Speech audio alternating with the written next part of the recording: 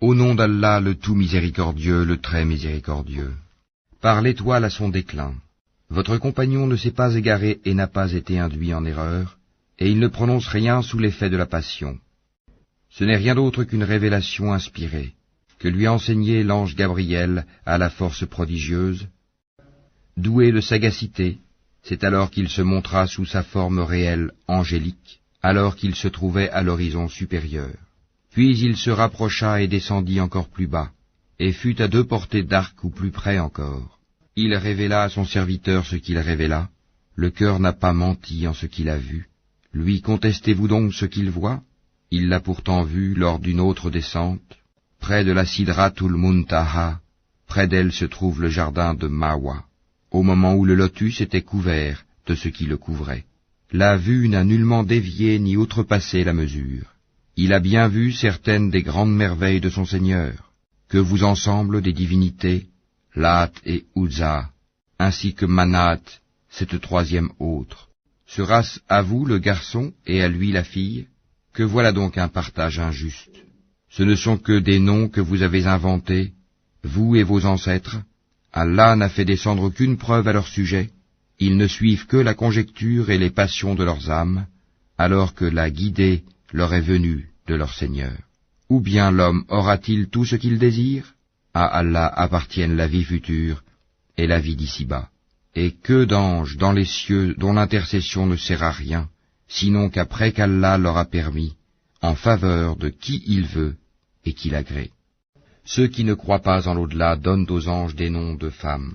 Alors qu'ils n'en ont aucune science, ils ne suivent que la conjecture, alors que la conjecture ne sert à rien contre la vérité. Écarte-toi donc de celui qui tourne le dos à notre rappel, et qui ne désire que la vie présente. Voilà toute la portée de leur savoir. Certes, ton Seigneur connaît parfaitement celui qui s'égare de son chemin, et il connaît parfaitement qui est bien guidé.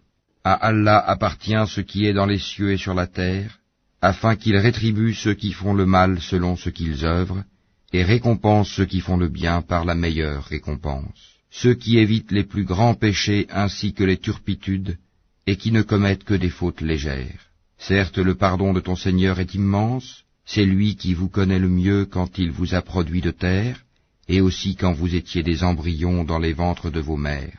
Ne vantez pas vous-même votre pureté, c'est lui qui connaît mieux ceux qui le craignent. Vois-tu celui qui s'est détourné, donné peu, et a finalement cessé de donner? Détient-il la science de l'inconnaissable en sorte qu'il voit?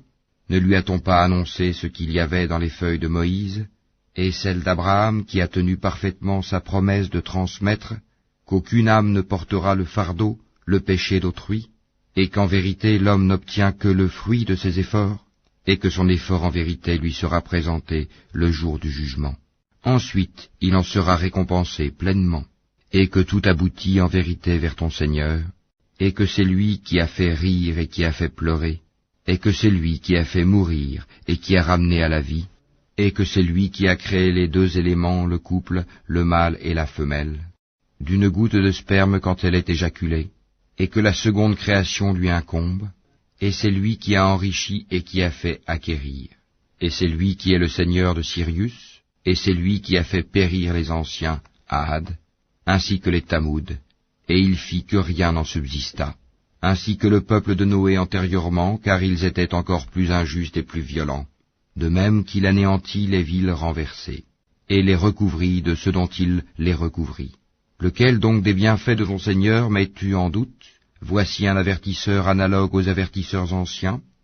L'imminente, l'heure du jugement s'approche. Rien d'autre en dehors d'Allah ne peut la dévoiler.